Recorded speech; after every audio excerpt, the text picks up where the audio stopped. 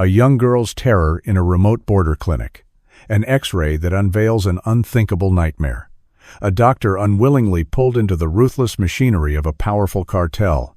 Can one man's courage expose the web of evil, or will he become the next victim in a deadly game? The fluorescent lights of La Esperanza Border Clinic hummed a weary, monotonous tune, a sound Dr. Alistair Finch had grown accustomed to over his 5 years in the sun-scorched town of Sombra Verde. 15 miles from the porous, often ignored stretch of the U.S.-Mexico frontier known as Coyote Pass, the clinic was an oasis of meager hope in a desert of desperation. Its faded adobe walls, adorned with peeling health posters in English and Spanish, had witnessed more sorrow than healing, a silent testament to the transient lives that flickered through its doors. Tonight, like many nights, the air was thick with the cloying scent of antiseptic and unspoken fear. It was a little after 9 p.m., and the usual late-shift skeleton crew was on duty. Alistair, Nurse Anya Sharma, and a rotating cast of overworked administrative staff. Alistair, a man whose youthful idealism had been weathered but not extinguished by the harsh realities of border medicine, had just finished with an elderly rancher complaining of a persistent cough. He walked Mr. Henderson to the door, his voice a low, reassuring murmur as he explained the prescription. Anya, his indispensable right hand for the past 3 years, was already preparing the small pharmacy dispensary. She was a woman of sharp intellect and even sharper observational skills, qualities that made her invaluable in this understaffed, high-pressure environment. They moved with an unspoken synergy, a ballet of efficiency born from shared trauma and a mutual, fierce dedication to their patients. As Mr. Henderson shuffled out, Alistair glanced towards the sparsely populated waiting room. Only one pair remained. A man and a young girl. Immigrants, most likely, judging by their worn clothes and the air of weary displacement that clung to them. The man, perhaps in his early 40s, had a face like a drought-stricken landscape, all harsh lines and sun-baked leather, his hands calloused and restless as they clutched a crumpled newspaper. His eyes, dark and agitated, flickered around the room, never settling, like a cornered animal assessing escape routes. The girl, who couldn't have been more than 12, sat hunched beside him. Her posture was defensive, arms wrapped tightly around her midsection as if cradling a secret pain. A cheap, brightly colored t-shirt depicting a cartoon unicorn hung loosely on her small, frail frame, a stark contrast to the grimace that occasionally twisted her pale features. She was trying to be brave. Alistair could see it, but the effort was costing her. Alistair retreated to his examination room, a small, sterile box that felt more like a confessional at times. He needed to finalize Mr. Henderson's notes before Anya officially registered the new arrivals. The thin walls did little to muffle the clinic's ambient sounds. The distant ring of the front desk phone, the asthmatic wheeze of the ancient air conditioning unit battling the relentless desert heat, an occasional, stifled cough from the waiting area. The girl, he presumed. Anya entered a few minutes later, her usually calm demeanor subtly disturbed. Her movements were crisp as she sprayed disinfectant and wiped down the examination table, but her eyes held a flicker of unease. "Dr. Finch," she began, her voice low, conspiratorial. "That new pair, the walk-ins. Something's off." She glanced towards the door, ensuring their privacy. No prior records, no IDs. The father, Ricardo he calls himself, he's intense. Overprotective, doesn't quite cover it. Barely lets the girl speak. She paused, her brow furrowing. And the girl, Elena, she's clearly in distress. When I offered her a glass of water earlier, he cut me off, a harsh no, like I'd offered her poison. Said she was fine, just a touch of a stomach bug. But the way she was looking at me, Alistair, it was more than pain. It was fear. Anya finished her sanitizing ritual and turned to him, her dark eyes searching his. "Are you sure you want to take them? We're not equipped for anything too complicated, and if they're trouble..." Alistair considered her words. Anya's instincts were rarely wrong. He'd grown up not far from here, seen the dark underbelly of border life, the trafficking, the exploitation, the desperate acts of desperate people. But he'd also chosen this path, to stand on this precipice and try to make a difference, however small. "We don't have anyone else waiting, Anya," he said, glancing at the clock. His shift didn't end for another 3 hours. "And she's a child. If she's in pain, I can't turn her away. Not yet. A knot of unease tightened in his own stomach, an echo of the girl's presumed suffering. Let's just see what's going on. Maybe it is just a stomach bug. But even as he said it, a deeper, more primal instinct whispered that this was no ordinary illness. This was something far more sinister. The way the father's eyes had scanned the room, the girl's hunched posture, the silent, palpable tension that radiated from them, it all screamed of a secret, a dangerous one. He thought of the myriad horrors that preyed on the vulnerable in this no-man's land. Children used as unwilling couriers, victims of unspeakable violence. The thought of turning away someone who might be in such peril was anathema to everything he stood for. "Bring them in," he said, steeling himself. "Let's see what this stomach bug is all about." Anya nodded, her expression still tinged with concern, but she trusted Alistair's judgment. She opened the door and called, "Ricardo and Elena Vargas, Dr. Finch will see you now." Through the narrow gap as they entered, Alistair observed the father, Ricardo, his grip on Elena's wrist almost a manacle. He was whispering urgently to her, his words too low to discern, but the girl's response was clear. Her eyes, wide and luminous with what Alistair now definitively identified as terror, kept darting towards the clinic's exit sign, a beacon of an escape she clearly craved but dared not attempt. As they stepped into the examination room, Ricardo's grip visibly tightened. Anya greeted them with a strained, professional smile. "Good evening. I'll just need to take Elena's vitals before Dr. Finch examines her." Ricardo, a stocky man with eyes that seemed to carry the weight of 1,000 sleepless nights, spoke before Elena could utter a sound. His voice was gravelly, his accent thick. "She has a simple stomach upset, Dr. Sita. Nothing serious. Just something to settle it. We don't need a fuss." Elena stood silently, a pale wraith beside her imposing father. A fine sheen of sweat coated her forehead, despite the room's cool temperature. Her gaze remained fixed on the linoleum floor, her small hands trembling almost imperceptibly at her sides. "I understand, sir," Anya said, her tone even despite the man's dismissive attitude. "But it's standard procedure.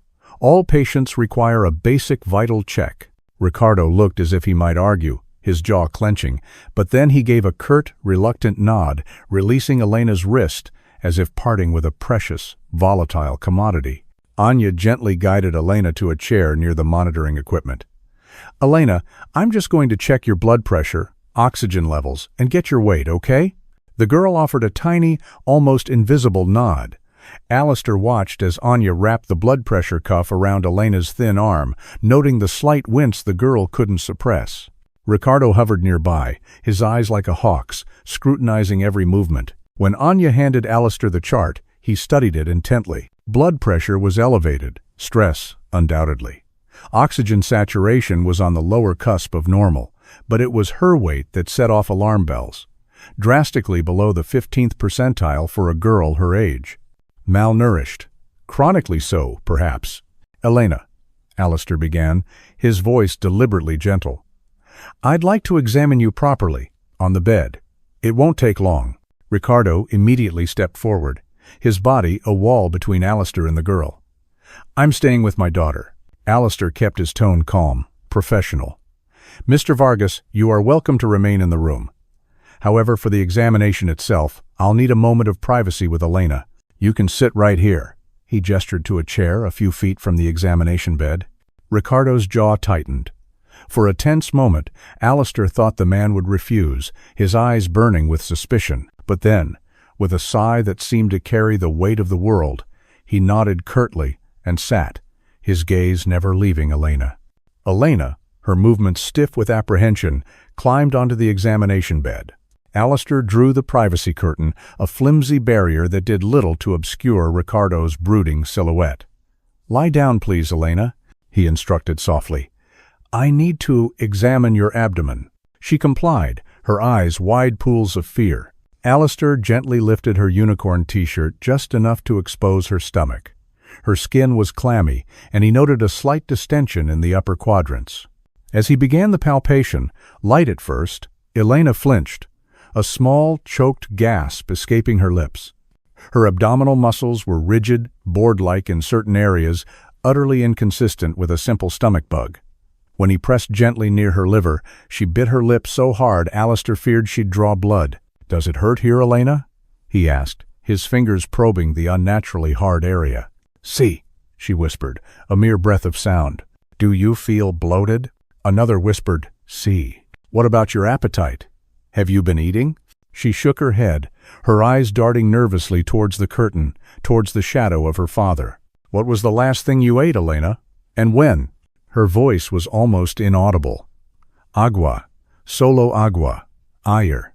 Water. Only water. Yesterday." Alistair maintained a neutral expression, but a cold dread was spreading through him. The abdominal rigidity, the extreme pain, the girl's emaciation and fear, it all pointed to something far more serious than indigestion. Obstruction, internal injury, or something else. Something darker? The hardness was localized, almost lumpy. He completed the brief examination and drew back the curtain. Ricardo was on his feet instantly, his posture radiating impatience. "Well, just a bug, right? Give her some medicine so we can leave." Alistair exchanged a loaded glance with Anya before addressing Ricardo. "Mr. Vargas, Elena's abdomen is abnormally rigid, and she's in significant pain. I'm concerned. To be safe, I need to order an X-ray." Ricardo's face contorted, his earlier unease morphing into something akin to fury. "An X-ray? Que demonios? We don't need any of your fancy tests. Just give her the damn medicine." "I can't prescribe medication without understanding the cause of her pain, Mr. Vargas," Alistair stated firmly. "An X-ray is a routine diagnostic tool to look for abnormalities within the digestive tract. Furthermore," he added, gesturing towards Elena, "she's clearly dehydrated. Look at her chapped lips, the perspiration despite the cool room. Anya, could you please bring Elena a cup of water?" Before Anya could move, Ricardo cut in, his voice a low growl. "Fine, do your damned X-ray. But make it quick. We don't have all night." When Anya returned with the water and offered it to Elena, the girl glanced fearfully at her father, then shook her head, whispering a refusal, her eyes downcast. Alistair handed Ricardo the X-ray requisition form. "Take this to the radiology department. Anya will show you the way. Please return here once it's completed." He watched as Elena struggled to walk, hunched over, clutching her stomach. "Anya, a wheelchair for Elena, please." As Anya wheeled Elena out, followed by a seething Ricardo, Alistair felt the dread solidify into a sickening certainty. Something was terribly wrong. The X-ray, he prayed, would give him answers, and he feared what those answers might be. He walked to the clinic's modest radiology room. Marco, the night technician, was already prepping Elena, who lay pale and still on the X-ray table. Ricardo paced outside, muttering into his phone in hushed, agitated Spanish. "About to start, doctor," Marco said. "Elena, I need you to stay completely still," Marco instructed through the intercom. The machine whirred. Alistair thought he heard a whisper from the table, impossibly faint. "Por favor, no me elves. Please, don't take me." Marco frowned, motioning for a retake. The second image bloomed onto the monitor. Alistair and Marco leaned in. The professional neutrality on their faces dissolved, replaced by identical masks of stunned horror. The X-ray was a constellation of nightmares. Dozens upon dozens of uniform, oval-shaped, dense objects packed tightly throughout Elena's entire gastrointestinal tract. Foreign bodies, unmistakable. Alistair's blood ran cold. He knew, with sickening certainty, what he was looking at. Drug pellets. This child, this terrified, emaciated girl, had been forced to swallow them. She was a mule. And worse, one of the pellets, high in her stomach, showed a faint, telltale halo. A leak. She wasn't just a courier, she was a ticking time bomb. "Marco." Alistair's voice was a strained whisper. "Send a digital copy to my terminal. Now." He turned, forcing his face into a mask of calm as he exited, passing Ricardo, whose phone conversation had become more urgent. Their eyes met. Alistair gave a curt nod, the rage and disgust churning within him a toxic brew. He had to get to a phone. He had to call 911. Immediately, back in the sanctuary of his office, the X-ray images blazed on Alistair's monitor, each pellet a stark indictment of human cruelty. He counted them, at least 3 dozen, possibly more, a grotesque cargo for such a small vessel. The leaking pellet was a death sentence in slow motion. If it ruptured fully, the massive overdose would be catastrophic. His medical databases confirmed his horrifying diagnosis: body packing. Children, less suspicious, more easily coerced, were increasingly the tragic pawns in this vile trade. Ricardo wasn't her father. He was her handler, her tormentor. The waiting room was empty. This was his chance. His fingers trembled as he dialed 911, his voice low and urgent. "This is Dr. Alistair Finch, La Esperanza Border Clinic. I have a pediatric patient, Elena Vargas, approximately 12 years old. She's been forced to ingest multiple drug packages. One is leaking. I need immediate police and advanced medical transport. The handler, Ricardo Vargas, is with her. He's dangerous." He provided descriptions, emphasizing the lethal danger Elena was in. "Please, hurry. They might try to leave." He hung up, his heart hammering against his ribs. He had to stall them, keep them there until help arrived. He walked out to the nurse's station, quickly briefing Anya and the head night nurse, Maria. Their faces paled. "Police are en route," he said, "but we need to be cautious. Don't alarm him." Just then, movement at the end of the corridor. Anya, unaware of the X-ray's true horror, was escorting Ricardo and a visibly weaker Elena back from radiology. Ricardo's eyes, sharp and suspicious, narrowed as he took in the huddled group of staff, their serious expressions. "The X-ray is done," Anya announced, a slight tremor in her voice. "I told them to wait in the exam room for you to review the images, Doctor." "Thank you, Anya," Alistair said, striving for casualness. As she passed, he pulled her aside, whispering the terrible truth. Her eyes widened in shock, a gasp escaping her lips as she glanced back at Ricardo. It was enough. Ricardo, already on high alert, saw the exchange. His posture shifted from tense to predatory. In one fluid, brutal motion, he seized Elena's arm, yanking her with such force she cried out. He dragged her towards the clinic's side exit, the one leading directly to the dimly lit parking lot. "Stop them!" Alistair yelled, sprinting after them, two male orderlies close behind. An elderly patient in the waiting room shouted in alarm. But Ricardo, fueled by adrenaline and desperation, was terrifyingly fast. He shoved through the emergency door, half carrying, half dragging the stumbling, whimpering Elena. By the time Alistair and the others burst into the parking lot, a beat-up sedan, engine already running, roared to life. Ricardo threw Elena into the passenger seat and slammed the door, leaping behind the wheel. Tires screamed on the gravel as the car fishtailed out of the lot and vanished into the oppressive darkness of the Sombra Verde night. "The license plate! Did anyone get it?"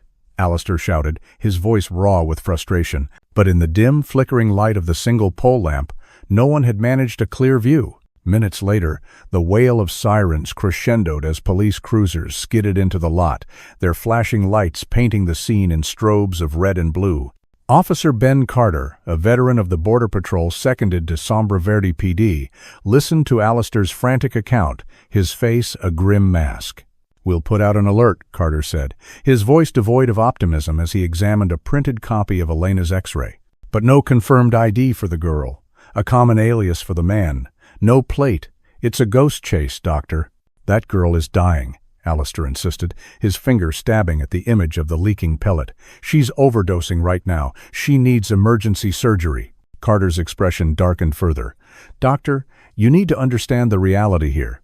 These kids, they're disposable to the cartels. La Serpiente, the Viper cartel, they run this route. They use children because the penalties are lighter if caught, and if something goes wrong..." He left the grim implication hanging. "We'll notify checkpoints, circulate the descriptions, but these people are experts at disappearing." Alistair felt a cold wave of despair wash over him. "So that's it? We just give up?" "Our resources are stretched to breaking point, Dr. Finch," Carter said, not unkindly. "We deal with this or worse every single day. We can't save them all." Helplessness clawed at Alistair as the police dispersed. The image of Elena's terrified face, the X-ray of her poisoned body, burned into his mind. He and Anya returned to the silent examination room. There was nothing more they could do but wait, and continue with the night's remaining trickle of patients. The next hour passed in a blur of minor ailments, each interaction a hollow echo against the backdrop of Elena's desperate plight. At 11:45 p.m., the clinic officially closed. Anya lingered, placing a comforting hand on Alistair's shoulder. "You did everything you could, Alistair. Don't blame yourself." He managed a weak nod. "Good night, Anya. Drive safe." Alone in the silent clinic, Alistair couldn't bring himself to leave. He sat at his desk, poring over medical literature on body packing, the statistics a grim litany of mortality, especially for children. The leaking pellet. The time elapsed. Elena's chances were diminishing with every passing second. Finally, a little after midnight, exhaustion warred with his guilt. He gathered his belongings, locked up, and walked towards his solitary car in the nearly empty lot. The desert air was cool, the stars unnervingly bright in the black velvet sky. As he reached for his car door, a sixth sense, honed by years on the border, prickled the hairs on the back of his neck. He wasn't alone. He spun around. A figure detached itself from the deeper shadows beside the clinic wall. Before Alistair could react, cold metal pressed hard against his temple. "Not a sound, Doctor." The voice was low, menacing, and chillingly familiar. "Ricardo Vargas, my daughter. She's dying. You're going to fix her. Now." Alistair slowly raised his hands, his mind racing. This wasn't a rescue, it was an abduction. Ricardo's eyes were wild, a desperate glint in their depths. He gestured with the gun towards the clinic's side entrance, the same one he'd used to escape. "Open it, and if you try anything at all, I swear I'll put a bullet in you before you can draw breath." Numbly, Alistair fumbled for his keys, his medical training warring with primal fear. As they rounded the corner, he saw her, Elena. Lying on the cold concrete, a crumpled, fragile heap. Her skin had a sickening bluish tinge, a wisp of foam at the corner of her lips. Her breathing was shallow, ragged, a death rattle in the making. "Fix her," Ricardo hissed, the gun unwavering. Alistair's doctor instincts surged, momentarily eclipsing his terror. "I will," he said, his voice surprisingly steady. "But not with that thing pointed at me. Lower the gun, Vargas. I need my hands, and I need a clear head." Ricardo's hand trembled, the desperation in his eyes warring with ingrained suspicion. "How do I know you won't call the cops again? You betrayed me once." "One of those packages has ruptured fully," Alistair explained, his gaze fixed on Elena. "She's in profound shock, slipping into respiratory failure. Every second counts. You can keep the gun, but let me work, or she dies right here, and her death will be on your conscience, not mine." A long, agonizing moment stretched. Then, with a shuddering breath, Ricardo lowered the gun, though he kept it clutched in his hand. "Save her," he pleaded. And for the first time, Alistair heard not a threat, but the raw, unadulterated fear of a father, or something very much like it. "Please, save my Elena." Alistair unlocked the clinic door, his mind already cataloging emergency protocols. He scooped Elena into his arms. She felt terrifyingly light, her body limp. He carried her to the small emergency treatment room, laying her gently on the examination table. He worked with frantic, focused energy, barking orders at a stunned Ricardo to fetch supplies.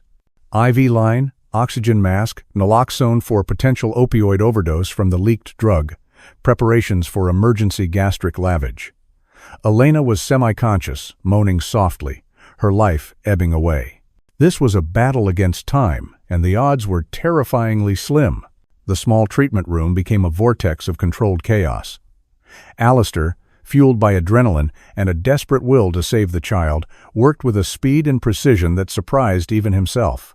Ricardo, stripped of his earlier menace, became an unwilling but strangely compliant assistant, his face a mask of anguish as he watched Elena's frail body convulse. The initial lavage brought up a horrifying slurry, but not the pellets themselves. Elena's condition stabilized marginally, her breathing evening out slightly under the high-flow oxygen, the bluish tinge receding from her lips. "This is temporary," Alistair panted, sweat stinging his eyes. "She needs surgery. Those other pellets are still in there. Any one of them could rupture. The leaking one has already released a massive dose.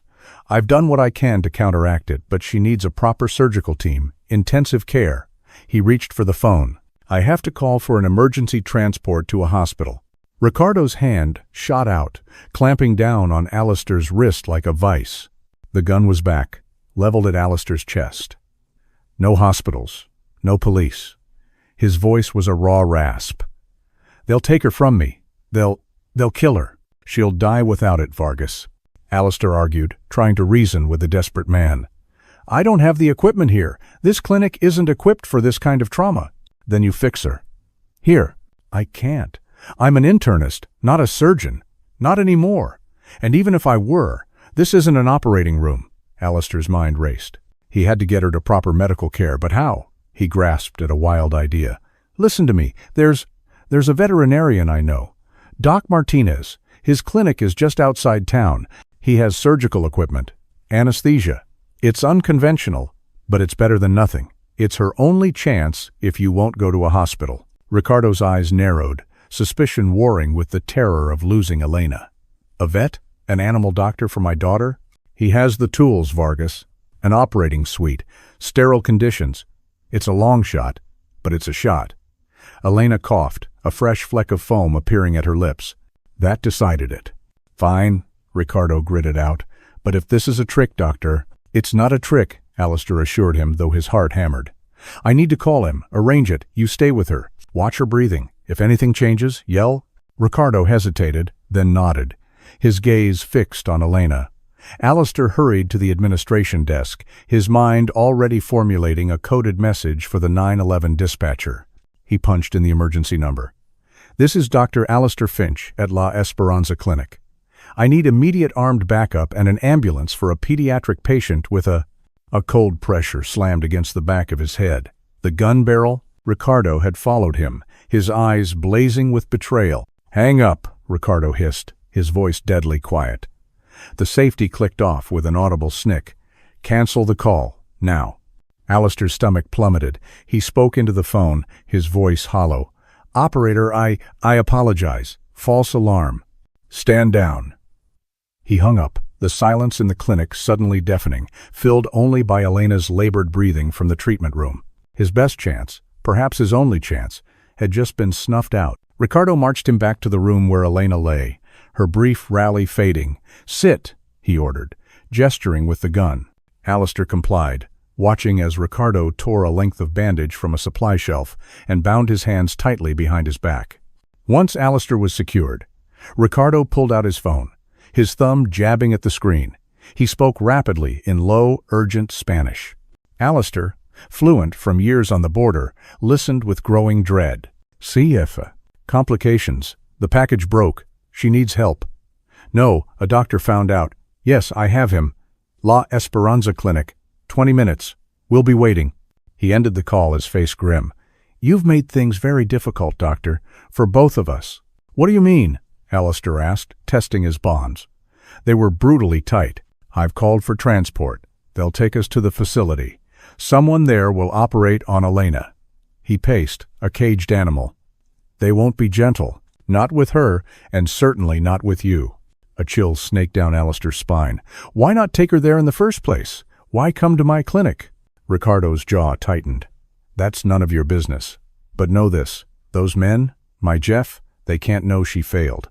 If they think she's incapable, they'll dispose of her. He stopped, his eyes burning into Alistair's. She means nothing to them, but she is everything to me. And because of your interference, they will know. And they will kill her, and probably you too, for knowing too much. Alistair was stunned. If you care for her, why? Why put her through this? Ricardo's face was a mask of stone. My life is not for you to judge, Doctor. The distant rumble of a powerful engine grew louder. Ricardo tensed, peering through the window blinds. They're here. No sudden moves. No heroics. He checked the corridor, then returned, pressing the gun to Alistair's ribs as he untied his feet but left his hands bound. Walk, slowly, and say nothing. The side door creaked open. 4 men, clad in black tactical gear, their faces obscured by balaclavas, moved with chilling, practiced efficiency. 2 immediately went to Elena, their movements surprisingly gentle as they assessed her, then transferred her to a waiting, collapsible stretcher. They had medical training, Alistair realized with a jolt. They disconnected Alistair's makeshift IV, replacing it with their own, checking her airway, securing her with professional competence. As they wheeled Elena out, a large, muscular man, clearly the leader of this retrieval team, approached Alistair and Ricardo. Without a word, he grabbed Alistair's arm in a bruising grip and hauled him outside. Two vehicles waited, engines idling, a windowless van, into which Elena was being loaded, and a black, menacing SUV with heavily tinted windows. "Get in," the leader grunted, shoving Alistair towards the SUV. Ricardo followed, his gun still evident. The leader handed Ricardo a rough burlap sack. "For him." Ricardo hesitated for a fraction of a second, then pulled the sack over Alistair's head, plunging him into suffocating darkness. The vehicle lurched into motion, the engine roaring as they accelerated away from La Esperanza Clinic, away from any semblance of law or hope, and into the black heart of the serpent's maw. Alistair Finch, doctor, healer, was now a prisoner, his fate inextricably bound to a terrified child and the brutal machinations of La Serpiente cartel. The journey was a disorienting blur of rough roads, the smell of dust and fear thick under the burlap sack. Alistair tried to gauge direction, time, anything, but it was futile. When the SUV finally rumbled to a halt, he was hauled out, his legs unsteady. The sack was ripped from his head, and he blinked against the harsh glare of industrial fluorescent lights. He was in a vast, warehouse-like space. Concrete floors, corrugated metal walls, the air cold and smelling faintly of chemicals and something else. Something metallic and sterile, like a perverted operating room, and that's precisely what it was. In the center of the space, under a bank of powerful overhead lamps, stood a fully equipped surgical table. Gleaming stainless steel instruments were laid out with meticulous care. 3 figures in black surgical scrubs, their faces hidden by masks and caps, moved around it with an eerie, silent efficiency. On the table, unconscious and intubated, lay Elena. A monitor nearby displayed her vitals, and another screen showed a real-time endoscopic view. They were already working, performing what looked like a gastroscopic extraction of the remaining pellets. The lead surgeon, a surprisingly small, wiry individual, moved with remarkable dexterity, his or her hands precise and swift. Alistair, still bound, was shoved onto a cold metal chair in a corner, Ricardo standing guard nearby, his face unreadable. No one spoke. The only sounds were the soft beeps of the monitors and the faint, chillingly professional clink of surgical tools. This was no makeshift operation. This was a well-oiled, frequently utilized facility. Elena was not there first. Alistair watched in horrified fascination. This was a dark mirror of his own profession, skill and knowledge twisted to serve a monstrous purpose. He turned his head and saw a reinforced window set high in one wall, looking down into the makeshift OR. Behind it, 2 figures observed. One was Ricardo, his tension palpable even from this distance. The other was an older man, impeccably dressed in a tailored suit, a cigarillo smoldering between his fingers despite the sterile environment. His face was impassive, watching the procedure with the detached interest of a businessman overseeing a critical but routine transaction. This, Alistair surmised, was Ricardo's jefe, a higher-up in La Serpiente. The extraction seemed to take an eternity, but was probably no more than 45 minutes. The team worked with a practiced rhythm, removing pellet after pellet, placing them into a sterile container. Finally, the last one was out. The wound, Alistair assumed they'd had to make an incision for some of the more embedded ones, was closed with swift, neat sutures. Elena was moved to a recovery gurney and wheeled out by 2 of the scrubbed figures, disappearing through a doorway Alistair hadn't noticed before. Silence descended, heavy and oppressive. Then, one of the remaining figures, a woman by her build, approached Alistair. Without a word, she untied him, her touch impersonal. She pointed to a door. "Clean up," she said, her voice muffled by the mask, devoid of inflection. "Shower, change." She handed him a set of black surgical scrubs, identical to theirs. "What are you going to do with me?" Alistair asked, rubbing his chafed wrists. His voice sounded distant, hoarse. The woman didn't answer, but her posture stiffened. Before she could leave, the main door to the warehouse rumbled open, and another man entered. This one was different. Tall, built like a bull, with a shaved head and a jagged scar that bisected his left eyebrow and ran down his cheek, giving him a perpetually sneering expression. This was not a surgeon, this was an enforcer. El cicatriz, the scar. Dr. Alistair Finch, El cicatriz said, his voice surprisingly soft, cultured even, which only made him more menacing. He circled Alistair slowly, like a predator assessing prey. You find yourself in a unique position. You've seen too much. You are a liability, but perhaps also an asset. He stopped directly in front of Alistair. You have two options. We've reviewed your credentials, a promising surgeon once, before you slummed it on the border. Those skills are intriguing. Alistair's stomach churned. He knew where this was going. Option 1, El Cicatriz continued, a hint of a cruel smile playing on his lips. You join us. You put on those scrubs. You assist our chief surgeon.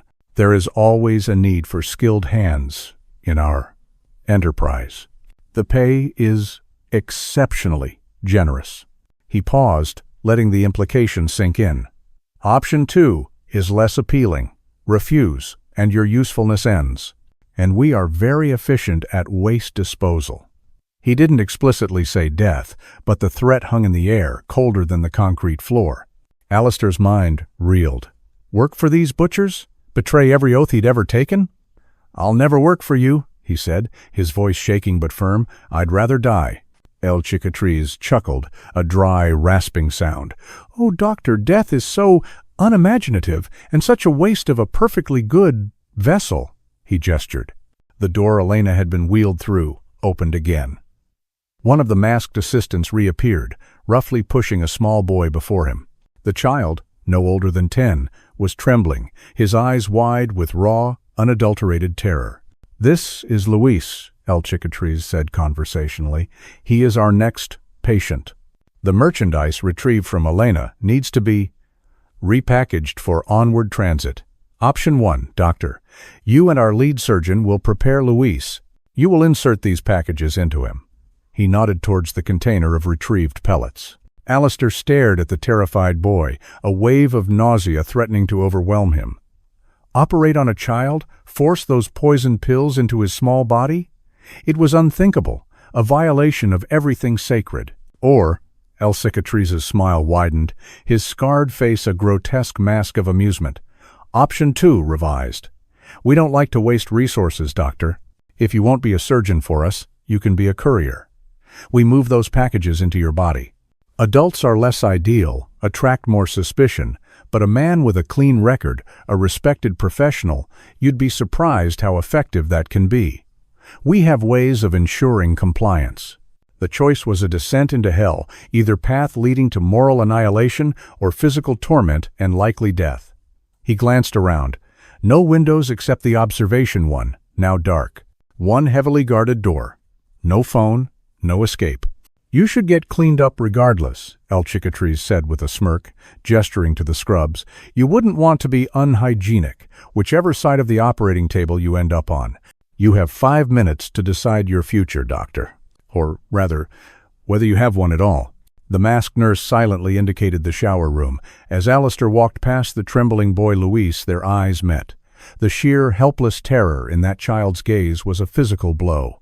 It solidified something within Alistair, a cold, hard resolve. He could not, would not, be a party to this. He would find a way.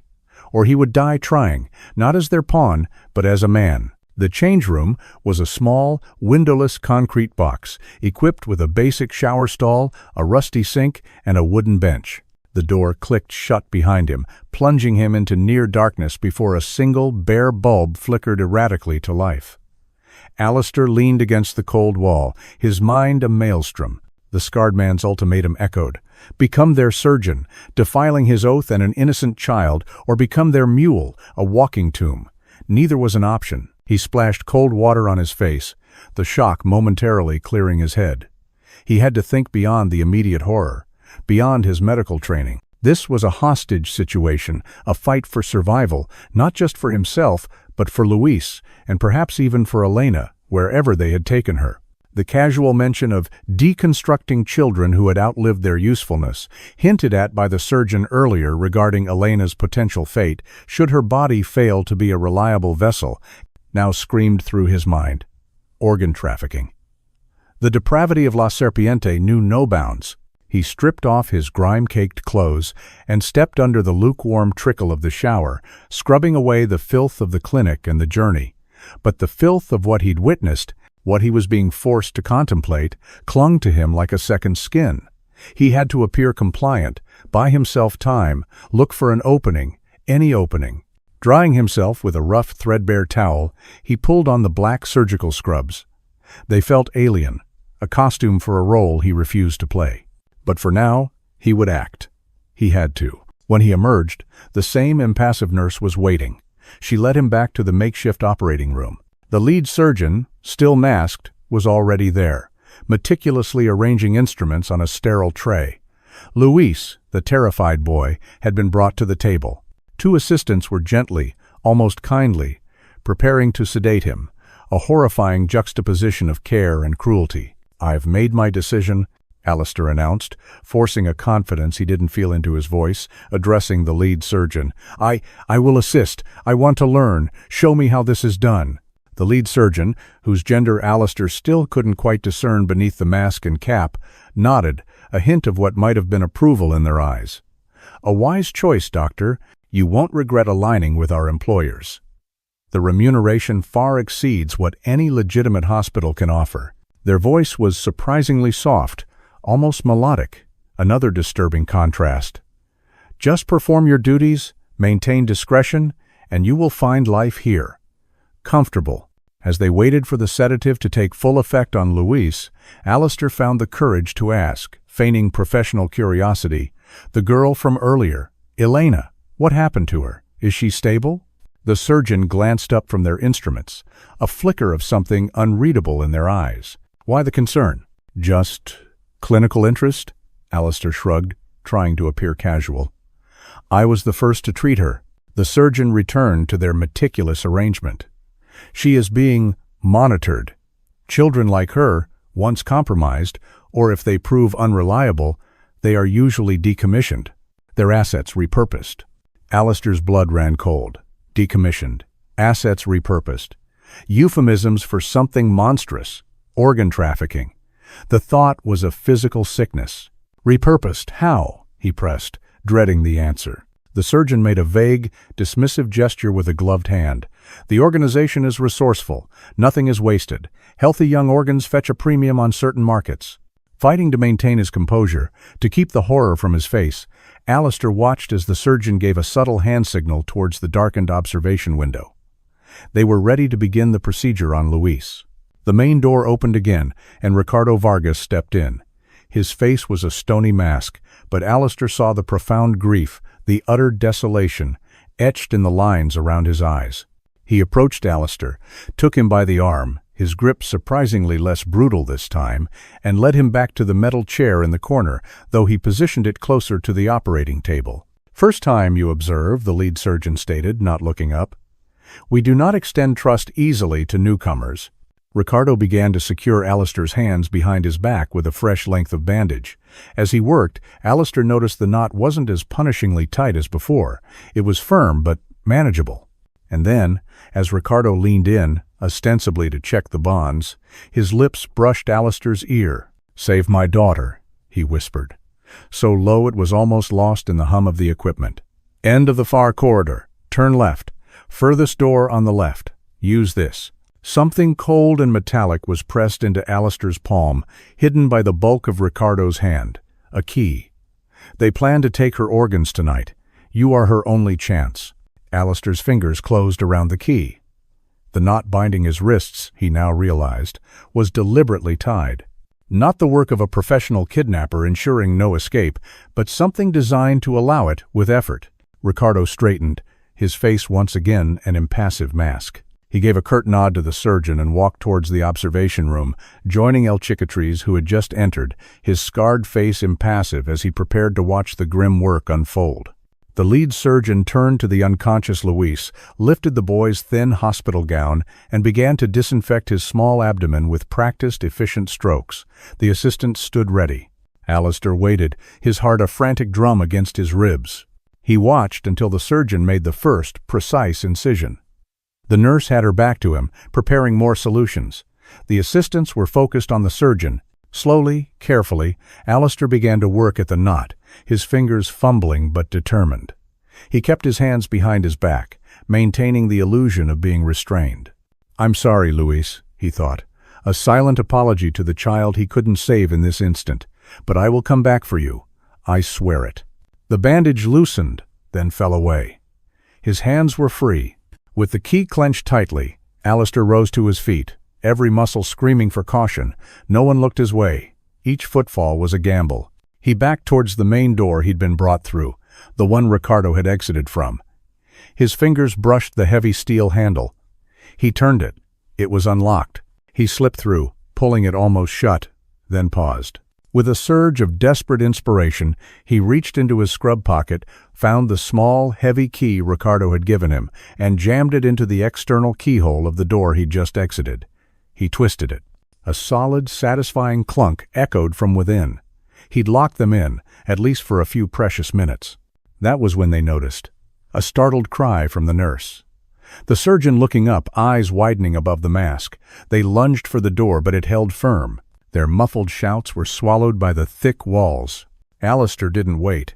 He knew he had moments, not minutes. He plunged into the dimly lit corridor, following Ricardo's whispered instructions, his only hope, a desperate father's last-ditch gamble to save his child. The corridor was a long, shadowy tunnel, lit by sparsely placed caged bulbs that cast more gloom than illumination. The air was stale, carrying the faint, unsettling metallic tang Alistair now associated with this place of horrors. His heart hammered against his ribs, a frantic drumbeat against the oppressive silence. End of the far corridor. Turn left. Furthest door on the left. Ricardo's whispered instructions were a lifeline. He moved as quickly as he dared, his soft-soled surgical booties making little sound on the concrete floor. He reached the end, made the left turn into an even dimmer, narrower passage. Doors lined one side, blank and forbidding. He counted them, his breath catching in his throat, the furthest one. He reached it, his hand trembling as he tried the handle. Locked, of course. He fumbled for the key Ricardo had pressed into his palm. It was small, nondescript. He inserted it into the lock, held his breath, and turned. A soft click, and the tumblers yielded. He pushed the door open, slipping inside and immediately locking it behind him. He was in a small, squalid room. It looked like a disused office or storage space, crammed with discarded medical equipment and dusty boxes. And there, pacing like a caged wolf, was Ricardo Vargas. He spun around as Alistair entered, a flicker of wild hope, then immense relief, washing over his tormented features. "You made it," he breathed, his voice raw. He quickly checked the lock Alistair had just secured. "We don't have much time. El Cicatriz, he'll have men searching everywhere." "Elena?" Alistair demanded, his gaze sweeping the small room. "Where is she? And why involve me like this? If you have the means, why not save her yourself? Why not call the police from the start?" Suspicion still warred with the desperate hope Ricardo's actions had ignited. Ricardo's face contorted with a mixture of shame and agony. He ran a shaking hand through his disheveled hair. "I can't do it alone. These people, La Serpiente, they own me. My father worked for them, his father before him. It's a generational curse. There is no escape for a Vargas. I don't deserve to be a hero." He slumped against a stack of boxes, the fight seeming to drain out of him. "But I can help you save her. You have to take her far from here, Alistair. Far from this life. Give her a new name. A new chance. You are her only hope. Even if I got her out, they would find us. They always find us." "What about you?" Alistair asked, the question hanging heavy in the small, dusty room. A bleak smile touched Ricardo's lips. "My life ended the day I brought Elena into this. I am what I am. A smuggler. A monster." He fumbled inside his jacket and pulled out a small, snub-nosed pistol, not the one he'd threatened Alistair with earlier, but another, perhaps his personal weapon. He also produced Alistair's own phone and wallet, which must have been taken from him when he was first captured. "Take these, and this." He pressed the pistol into Alistair's hand. "They are keeping Elena in room 7, down the main corridor, 4th door on the right. They plan to harvest her organs in less than an hour. Use the gun on me. Make it look like you overpowered me. Escaped. It's the only way they won't suspect." Alistair stared at the gun, then at Ricardo. The man was offering his own life, or at least his freedom, for his daughters today. A desperate, broken man making one final redemptive act. "I can't shoot you, Ricardo," Ricardo's eyes pleaded. "You must. It's the only story they'll believe. It will buy you time, for Elena." He then handed Alistair another key, this one tagged with a small 7. "When you hear the shot, run. Don't look back. Just get to her." Alistair made his decision. He took his phone, his wallet, and the key to room 7. He handed the pistol back to Ricardo. "If you need a cover story, shoot yourself. Non-lethal. An arm, a leg. But I won't be your executioner." Ricardo nodded slowly, a flicker of something unreadable. Respect? Gratitude? In his eyes. "Thank you, Doctor, for everything. She deserves better than me. Better than this life." He took a deep, shuddering breath. "Now go, and don't fail her." Alistair slipped out of the room, his heart a leaden weight. He moved swiftly down the passage, back into the main corridor, counting doors. 1, 2, 3. As he reached the 4th door, a single sharp gunshot echoed from the direction he'd just come, followed almost immediately by shouts of alarm, the thudding of running feet. The diversion. Ricardo had kept his word. Taking advantage of the chaos, Alistair jammed key 7 into the lock, flung the door open, and darted inside, slamming and locking it behind him. Elena lay on a narrow cot, terrifyingly still. Her complexion was ashen, but when Alistair pressed his fingers to her carotid artery, he found a pulse, weak, thready, but present. She was heavily sedated, likely prepped for the monstrous procedure Ricardo had described. He pulled out his phone, his fingers fumbling with the unfamiliar interface of his own device after so long. He dialed 911. 911. "What is your emergency?" The operator's calm voice was the most beautiful sound he'd ever heard. "This is Dr. Alistair Finch," he said, his voice urgent, strained. "I've been kidnapped. I'm with a child, Elena Vargas. We're being held by La Serpiente cartel. They're performing illegal surgeries, organ harvesting." He frantically scanned the room for any clue to their location. A discarded shipping label on a box in the corner caught his eye. "Valle Perdido, Industrial Park, Unit 12B, Sombra Verde outskirts." He relayed the address. "Armed hostiles, multiple. The child needs immediate medical evacuation. They were about to operate on her." "Stay on the line, Dr. Finch," the operator instructed, her voice now laced with controlled urgency. "Police are being dispatched. Can you secure your location?" "I've locked the door, but they'll break it down eventually." Alistair moved to stand between Elena and the door, his phone pressed to his ear, every sense straining for the sound of approaching rescue or approaching doom. The race against the Reaper was now a siege, and time was running out. The minutes stretched into an eternity, each tick of an imaginary clock, a hammer blow against Alistair's frayed nerves. He could hear muffled shouts and heavy footfalls from the corridor. La Serpiente's men, undoubtedly searching for him, enraged by Ricardo's diversion and his own escape. Elena remained deeply unconscious, her breathing shallow. He kept his fingers on her pulse, a fragile thread connecting her to life. Then, a new sound pierced the cacophony, the distant, rising wail of sirens. Multiple sirens. Growing closer, louder, a chorus of approaching salvation. Red and blue lights began to strobe through the grimy, barred window high up in the wall, painting the small room in frantic, pulsating colors. Suddenly, a violent crash against the door. Another. They were trying to break it down. Alistair tensed, instinctively shielding Elena's small form with his own body. "Dr. Finch, this is the Sombra Verde police. We are outside. Are you in there?" A voice boomed through the door, nearly drowned out by another splintering impact. Before Alistair could respond, the door burst inward with a crack of tortured wood and metal. Framed in the jagged opening stood El Cicatriz, his scarred face a mask of pure fury, a heavy-caliber pistol in his hand. "You?" he snarled, his cultured voice now a venomous hiss. "You brought them here, you meddling fool!" He raised his weapon, aiming squarely at Alistair. Alistair braced for the impact, a prayer on his lips. El Cicatriz fired. The roar of the gun was deafening in the small space. The bullet shrieked past Alistair's head, close enough for him to feel the heat, and slammed into the concrete wall behind him, showering him with stinging debris. Before El Cicatriz could fire again, a swarm of black-clad figures, SWAT officers, materialized behind him in the doorway, their own weapons leveled. "Police, drop your weapon. Now," one officer commanded. For a horrifying instant, El Cicatriz hesitated.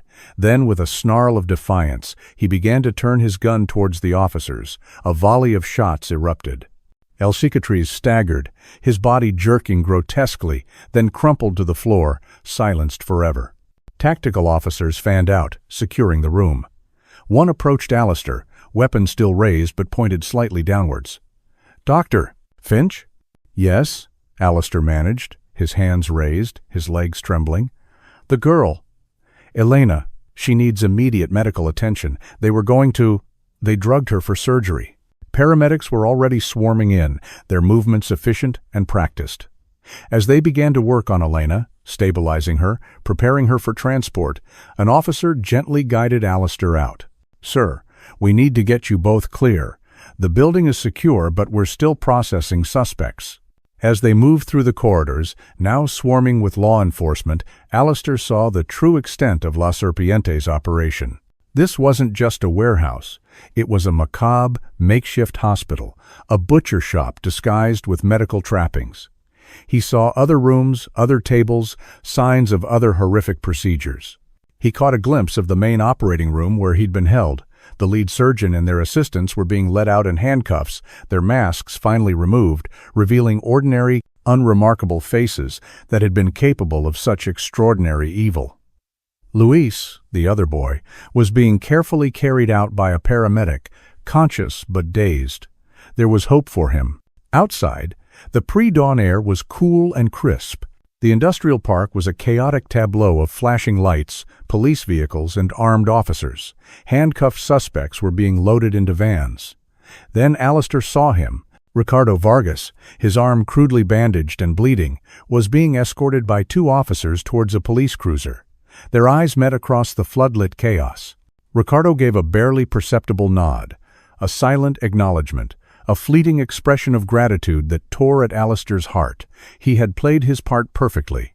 The self-inflicted wound was convincing. Detective Isabella "Izzy" Reyes, a sharp-eyed woman from the Border Crimes Task Force, found Alistair amidst the organized turmoil. "Doctor, Finch, we need to get your statement at the station. You've been through hell." Alistair watched as Elena was loaded into an ambulance. "Can I check on her first?" "Of course." Detective Reyes led him over. A paramedic gave him a thumbs up. "She's stable for now, Doc." The surgery to remove the pellets was actually disturbingly professional. "She'll need intensive care, but her prognosis is surprisingly good, all things considered." Relief, potent and overwhelming, washed over Alistair. At the station, Detective Reyes listened patiently as Alistair recounted his ordeal.